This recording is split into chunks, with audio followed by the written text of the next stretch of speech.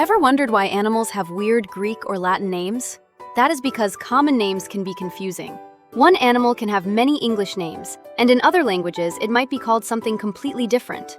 For example, this bear is called the sun bear, but it is also known as the honey bear. So scientists use one scientific name worldwide. For example, Tyrannosaurus rex means tyrant lizard king, describing exactly what it was like. It may sound fancy, but it actually helps keep things clear for everyone. Follow Animals with Kenny for more amazing stories about animals.